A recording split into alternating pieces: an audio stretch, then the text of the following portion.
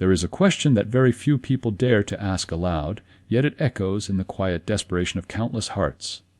What if the provision you so desperately need already exists in the spiritual realm, waiting only for your recognition to manifest? What if the only barrier standing between you and your right livelihood, your financial freedom, and your divine opulence is a specific truth you have not yet claimed as your own? For decades, we have studied the mental and spiritual patterns of those who live in true, unshakable abundance, contrasting them with those who remain trapped in the vicious cycle of chronic limitation. The difference between these two states of being is never a matter of mere human effort, raw talent, or the fickle illusion of blind luck. The secret lies in the application of a precise spiritual law. This is a law as unerring, impersonal, and reliable as the laws of gravity or electricity. It is a fundamental mechanism of the universe that responds flawlessly when a human being declares a specific truth while anchored in a highly specific state of consciousness.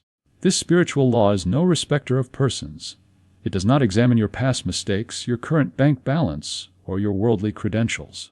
It works perfectly and mathematically for the humble merchant in a bustling market, just as it does for the high-level executive navigating global commerce. But what makes this teaching truly revolutionary, and what separates it from superficial positive thinking, is the precise moment it is applied. The fasting state of the early morning creates an extraordinary, almost miraculous spiritual receptivity in the human mind. At the very break of dawn, before you have broken your overnight fast, or engaged with the chaotic clamor of the outside world, your consciousness is uniquely clear. The human ego, the part of you that worries, calculates, and fears, is temporarily quieted by sleep. In these precious first moments of waking, the line of communication to the divine mind is direct, pristine, and entirely free of earthly static. We have documented a fascinating, undeniable truth regarding this morning window. Truly prosperous people, whether they realize it consciously or not, begin their mornings by setting a rigid mold of abundance.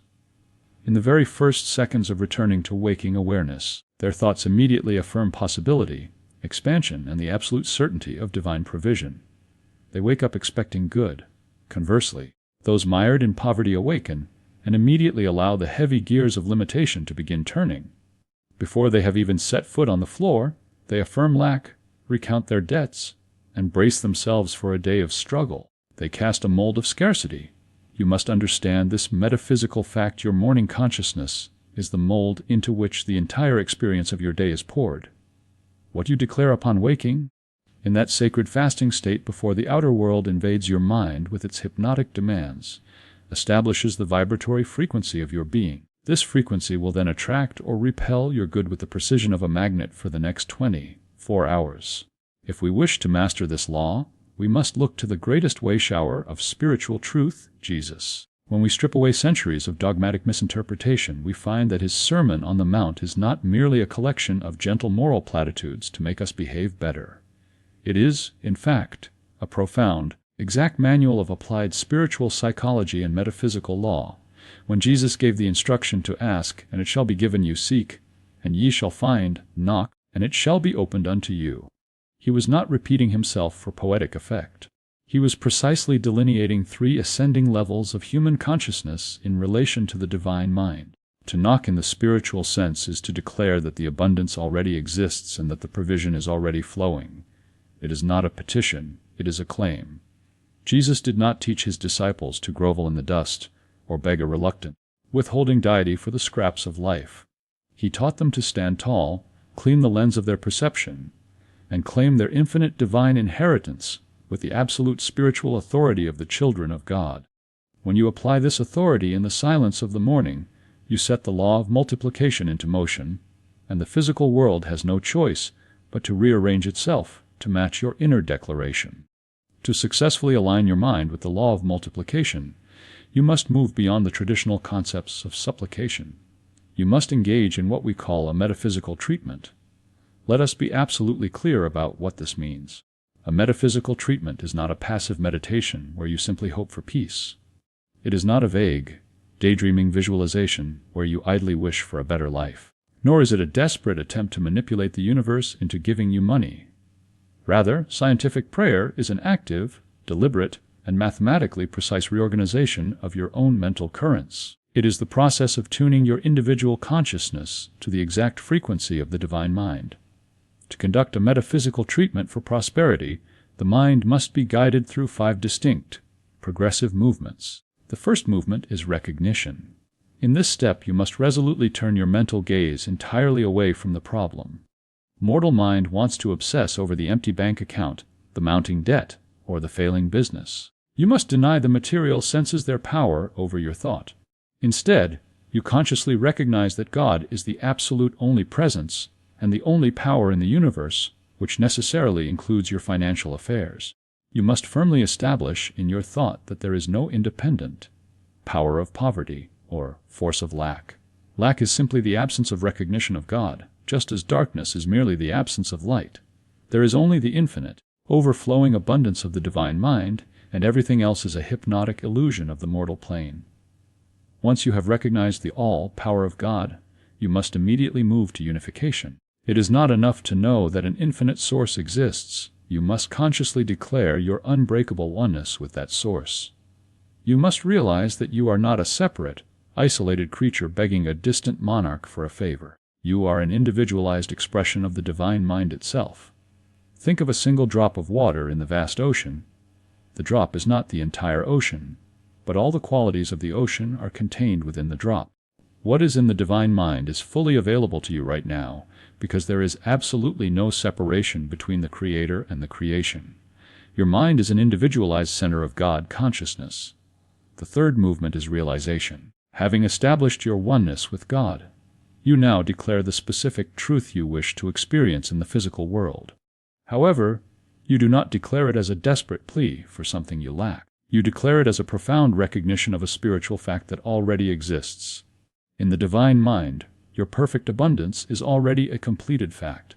Metaphysical treatment does not create anything new. It merely reveals what has always been present to the spiritual eye. You are claiming your right to experience the spiritual reality of opulence in your present material conditions. The fourth movement is gratitude, and it is the great spiritual catalyst. Gratitude operates as the physical seal upon your spiritual treatment. When a human being gives genuine, profound thanks for a provision they cannot yet touch with their hands or see with their eyes, they are exercising the highest form of faith. By being grateful before the physical manifestation appears, your consciousness confirms that the provision is already an established reality in the spiritual realm. This absolute certainty of gratitude is the very mechanism that accelerates the manifestation from the invisible into the visible plane. The fifth and final movement is release. This is often the most difficult step for humanity. Once you have made your declaration, recognized your oneness, and given thanks, you must drop the matter completely. You must let it go. You must not anxiously monitor the mail, constantly check your accounts, or endlessly calculate the odds of your success. You must completely avoid what we call outlining, telling God how the money should arrive. Anxiety is the direct antithesis of faith. It is a declaration that you do not actually believe the treatment has worked.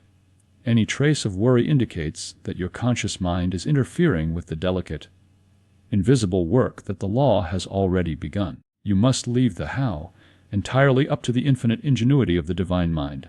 Even with a perfect understanding of these 5 movements, many earnest students practice diligently but see no demonstration of prosperity. Why? Because they harbor a silent, deeply rooted, and entirely destructive belief in their subconscious mind, the conviction that they do not deserve abundance. This tragic limitation is often born of false theology and centuries of misunderstood religious conditioning. Many have been taught the insidious lie that poverty is somehow a spiritual virtue, that asceticism pleases God, or that their past mistakes permanently disqualify them from receiving God's good. This contradiction between the conscious desire for wealth and the subconscious belief in unworthiness acts as an impenetrable, invisible wall, sabotaging the most honest metaphysical treatment from the inside out. Let us destroy this false belief once and for all. Poverty was never the will of God for any human being. The way shower, Jesus, did not glorify limitation. He demonstrated absolute dominion over the material world, turning water into wine and multiplying loaves and fishes to feed the multitudes. Any theology that praises scarcity is a distortion of the divine truth. You do not need to be flawlessly perfect in your human character to merit the abundance of God. any more than a child needs to be flawlessly perfect to be worthy of eating at their loving Father's table. If this insidious feeling of unworthiness, guilt, or past shame arises during your spiritual practice, you must refuse it entry. You must strike it down immediately and replace it with the fundamental truth of your being. You must assert the declaration of divine inheritance. I am a child of God and a rightful heir to all divine good. I do not claim this good by my human merits, my past actions, or my worldly perfection, but by my eternal spiritual nature, which is whole, flawless, and unconditionally loved. It is this absolute realization of your divine worthiness that shatters the invisible walls of limitation, allowing the infinite circulation of God's substance to finally flow freely into your everyday life.